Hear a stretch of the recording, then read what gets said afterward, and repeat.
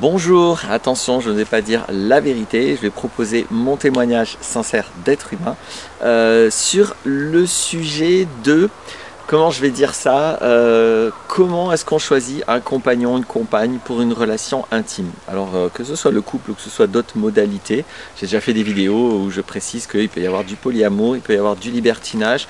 Dans tous les cas, toute relation intime, de mon point de vue, quand on la vit de manière responsable et consciente, nécessite d'être cadré, c'est-à-dire on nécessite d'être clair avec, ok, même si on va pas faire grand chose ensemble, même si c'est un plan cul, bah, il vaut mieux cadrer le plan cul parce que vous pouvez éventuellement faire du mal à quelqu'un qui espérait peut-être autre chose, par exemple, ou vous-même, si vous n'êtes pas très cadré, vous pouvez vivre quelque chose de particulier lors de cette rencontre qui fait que derrière vous allez être accro, sauf que vous avez déterminé à l'avance que c'était un plan cul. Bref, donc même des relations entre guillemets aussi courtes et aussi peu, comment je peux dire, constructrices d'un projet qu'elles soient, j'invite à cadrer clairement, à être clair avec ce qu'on veut et à déterminer ensemble les choses. Et donc dans cette situation-là, de comment on détermine ensemble, alors ce que je vais dire c'est sûrement quand même plus adapté, plus intéressant quand on veut faire un couple exclusif que quand on veut faire quand on veut vivre un plan cul. Mais ceci étant dit, je vais décrire une situation. Alors c'est une situation que j'ai vue, on va dire, dans une émission télé avec des humains qui cherchent justement à se rencontrer, etc. Je ne vais pas faire de la pub, c'est pas utile. Dans cette émission, il y a une femme qui a mis en place quelque chose qui est une caricature de ce que j'observe très souvent en aidant les personnes avec leur situation sentimentale ou intime, etc. Et donc j'avais envie de faire un point sur ça. Alors c'est à la fois très précis et pas si évident à déterminer. Dans le besoin du coup d'évaluer l'autre personne. Si vous êtes clair avec ce que vous voulez, c'est une chose. Si vous savez à quoi vous vous engagez ou à quoi vous ne vous engagez pas, si vous êtes honnête et transparent avec la personne, c'est une chose. On ne va pas évoquer ça. Mais comment faites-vous pour évaluer l'engagement de l'autre et l'honnêteté de l'autre? Comment faites-vous à savoir en gros si la personne elle va vous arnaquer ou pas? Alors l'arnaque classique c'est vous voulez de l'engagement, la personne en face elle ne veut pas d'engagement mais elle ne vous le dit pas, ou voire elle vous dit le contraire, elle vous dit qu'elle veut s'engager et en fait elle veut juste coucher avec vous par exemple. C'est le cas le plus classique, mais il peut y en avoir d'autres. Attention, dans votre tête ne mettez pas que c'est la femme qui veut et l'homme qui veut pas l'engagement, des fois c'est le contraire, hein. Donc ne soyez pas sexiste dans l'imaginaire que vous construisez par rapport à mes paroles. Mais imaginez toute situation, ça peut aussi être le contraire, quelqu'un qui veut pas d'engagement, qui est clair sur le fait que c'est pas sérieux, c'est quelque temps comme ça, et qui finit par rencontrer quelqu'un qui au bout d'un moment va lui demander le mariage, les enfants, et la personne, après tout, elle va pas être obligée de se marier et d'avoir des enfants, mais peut-être que ça la dérange cette personne, voire plus que ça la dérange, d'être dans une situation où elle va du coup faire souffrir l'autre, où elle va faire du mal à l'autre, où elle va devoir dire non à l'autre, et elle va devoir rejeter finalement l'autre, alors qu'elle avait été claire au départ sur ses intentions. Donc vous voyez, ça peut vraiment être dans tous les sens, hein. Donc quand il y a un décalage en termes de projet de ce qu'on veut vivre avec quelqu'un, dans un contexte de relation intime, évaluer ce que l'autre veut vraiment, bah, c'est une compétence. Et évidemment, ma vie ne va pas être pareille si je suis relativement compétent à ça. On est d'accord, hein, on ne sera jamais efficace à 100% dans cet objectif-là. Malheureusement, des fois, on va découvrir les choses trop tard ou après coup. Bon, c'est la vie. Mais comment éviter au maximum ça? Parce que dans mon expérience, ça se vit très souvent, et ça se vit d'autant plus que là, moi je vous dis, c'est quand même important de cadrer les choses, d'être clair. Or, la plupart du temps, c'est pas du tout ce qui est fait. La plupart du temps, on se plaît, on se séduit, on se cache des trucs, on n'ose pas trop se dire la réalité de ce qu'on est ou de ce qu'on veut, et puis on commence à être intime, puis après on est accro, l'un ou les deux, et c'est là où tout se complique parce qu'en fait on n'avait absolument pas décidé au fait ce qu'on fait. Un peu comme deux personnes qui disent allez cool, on va voyager ensemble, on se plaît beaucoup, et puis au moment de partir ils se rendent compte qu'il y en a un qui veut aller en Afrique et l'autre qui veut aller en Islande. Ça va pas le faire. Donc comment donc évaluer l'autre? Le problème c'est que il y a un réflexe fréquent de renverser la responsabilité du truc. Comme c'est très difficile de savoir ce que l'autre veut, et puis ça peut être très désagréable et pas du tout séducteur ou sympa d'oser poser les questions qui fâchent, d'oser poser des questions qui peut-être vont vous faire réaliser que l'autre il n'est pas clair. Donc comme c'est pas forcément un rôle facile à prendre, que d'oser évaluer l'autre quand on ne le connaît pas, on peut être tenté de lui rendre la responsabilité du truc. L'exemple, un exemple, c'est est-ce que je vais prendre l'exemple de... oui, allez, sans rentrer dans les détails, je vais prendre l'exemple de l'émission. Dans l'exemple de l'émission, une femme qui, elle, veut pas une histoire temporaire, elle veut vraiment un engagement, et elle prévient l'homme que c'est vraiment ça qu'elle veut, elle veut vraiment un engagement, et du coup, elle met en place un rituel, peu importe lequel, où elle dit à l'homme, voilà, si tu fais ça, en fait, dans ma tête, je suis en train de voir, j'en ai vu deux d'exemples comme ça. Si tu fais ça, ça veut dire que tu t'engages. Alors il y en a un, je vais même vous dire les trucs, il y en a une qui a demandé à l'homme de marquer dans 2 ans le mariage, dès le début, tu mets dans ton agenda le mariage, tu parles, l'autre ça lui dérange pas de mettre mariage sur son téléphone, de toute façon il peut l'enlever aussi facilement qu'il l'a mis, donc voilà, ça ne prouve absolument rien.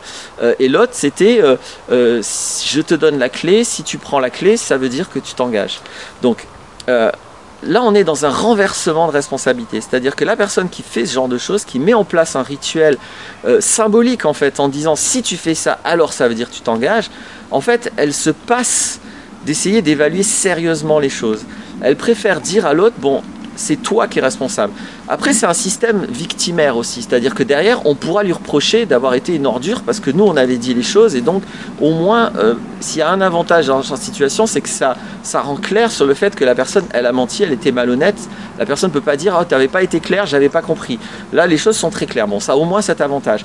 Mais le problème, c'est qu'on n'évalue rien du tout en rendant l'autre responsable de s'engager ou pas auprès de votre évaluation. Je ne sais pas si je suis très clair quand je dis des choses comme ça. C'est-à-dire que si c'est votre rôle d'évaluer l'engagement de l'autre, c'est pas en mettant en place un rituel symbolique qui va lui être facile à faire, et vous allez dire si tu fais ça alors ça veut dire, bah en fait non, ça veut pas dire ça. Simplement. Donc voyez ça, il y a un biais cognitif, non. C'est pas parce que quelqu'un met un mariage dans 2 ans dans un agenda qu'il s'engage. C'est pas ça s'engager. C'est pas parce que quelqu'un accepte une clé qu'il s'engage. C'est pas parce que quelqu'un accepte n'importe quel rituel formel qu'il s'engage. L'engagement, c'est l'engagement. Et donc, on va beaucoup plus évaluer les choses en osant poser des questions et aussi en peut-être ne commençant pas trop tôt les partages intimes dans la relation, puisque la plupart du temps les personnes qui cachent leur véritable intention, bah, tout ce qu'ils veulent c'est ça. Donc si le but c'est pas de les faire attendre non plus, parce que mettre ça dans le temps c'est pas forcément pertinent, mais c'est de partager des expériences préalables. Allez voir là, Avançons avec le couple, c'est une vidéo, je vous donne le titre d'une autre vidéo que j'ai fait il y a quelques temps, Avançons avec le couple, vous tapez Laurent Martinez, Avançons avec le couple, vous allez voir ce que moi je propose pour entrer en relation intime. Donc je ne vais pas redécrire les choses là, ici, mais plutôt que de mettre en place comme ça des renversements de responsabilité, prenez la responsabilité de votre évaluation. Vous n'êtes pas responsable de l'engagement de l'autre, qu'on soit clair, c'est pas vous qui vous engagez ou pas, enfin oui vous allez vous engager, mais l'autre est-ce qu'il s'engage ou pas, c'est sa responsabilité, évidemment je dis pas le contraire, mais c'est votre responsabilité pour vous-même, pas pour l'autre, pour vous-même, d'évaluer l'honnêteté, l'intégrité de l'autre. Et pour faire ça, si vous mettez en place quelque chose de symbolique, ça va vous faire baisser totalement la garde et il y a de grands risques que vous reveniez dans des schémas de répétition habituels où vous avez en fait choisi les personnes qui vont vous remettre dans votre situation d'enfance et vous avez bien senti le truc, soit intuitivement, soit il y a quelques signes, mais comme vous ne voulez pas le croire, vous mettez en place des sons complètement virtuels, complètement symboliques pour vous faire croire que cette fois c'est le bon, cette fois il s'engage. Donc il y a juste en passant, hein, celui qui s'est dit oui, il n'y a pas de problème, je le note et dans 2 ans on se marie, la relation a duré a priori même quelques jours, hein, donc l'engagement n'a pas été très fiable de fait. Donc l'important c'est d'oser. Alors je ne vais pas pouvoir donner tous les moyens là dans la vidéo. Hein. Il y a plein de vidéos où je vous propose plein de critères, plein d'outils. Juste prenez la responsabilité de questionner l'autre et encore une fois, de vivre des expériences pour connaître l'autre, voir si c'est quelqu'un en qui on peut avoir confiance, si c'est quelqu'un pour qui il n'y a pas de décalage entre sa parole et ses actes. Donc mettez-vous dans des situations avant d'entrer en intimité où vous pouvez quand même apprendre ça, rencontrer un entourage de l'autre, etc. etc. Donnez-vous des vrais moyens directs, concrets, d'accéder à l'intégrité ou à la réalité de l'engagement de l'autre à votre égard ou vis-à-vis du projet. Hein. Je ne dis pas qu'on peut savoir à l'avance, je ne parle pas d'un engagement temporel, hein. C'est un engagement fonctionnel. Là aussi, allez voir mes vidéos. Je ne dis pas qu'on peut savoir à l'avance qu'on va vivre tout le reste de notre vie avec une personne. C'est absolument pas ce que je dis. Ce que je dis, c'est que si moi, là, maintenant, j'ai envie de construire un couple, je le sais. Et si là, moi, maintenant, je n'ai pas envie de construire un couple, je le sais. Donc je parle de ces situations hein, où c'est pas que la personne, elle veut construire un couple, mais bon, elle ne sait pas si elle pourra le faire avec vous. Je parle de situations de personnes qui savent très bien que de toute façon, ça n'ira nulle part, mais qui omettent de vous le dire ou qui font exprès de ne pas vous le dire. Voilà. Donc, prenez ça au sérieux, parce que psychologiquement, dans mon expérience, ça fait des sacrés dégâts, surtout quand c'est cumulé. Ce genre d'expérience où on se fait trahir, on se fait trahir, on se fait avoir, et où on est blessé dans notre intimité, parce que nous, on y est allé en entier, on s'est donné totalement, et l'autre, il a abusé de nous, en fait. Donc, ces situations-là, je décourage de les prendre à la légère. Et c'est pourquoi je me permets ce genre de vidéo où je dis, attention, ne faites pas des choses qui ne fonctionnent pas. Faites des choses qui fonctionnent, parce que le réel est plus fort que toi, et quand vous renversez la responsabilité comme ça de l'évaluation de l'autre, évidemment que si c'est à l'autre de s'auto-évaluer, bah, il va s'évaluer correctement, hein, a priori, en tout cas dans le sens qui l'intéresse. C'est un petit peu comme les autorisations de confinement où vous vous signez vous-même pour sortir. Voilà, donc ça n'a aucun sens ce genre de pratique. Juge est parti.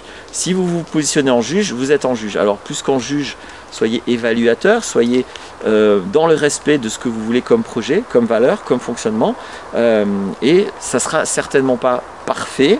Vous allez quand même vous faire avoir de temps en temps, mais vous allez minimiser certainement les arnaques quand elles sont trop grossières. Voilà ce que je voulais proposer, j'espère que ça aidera, parce que c'est mon but. À bientôt pour d'autres vidéos.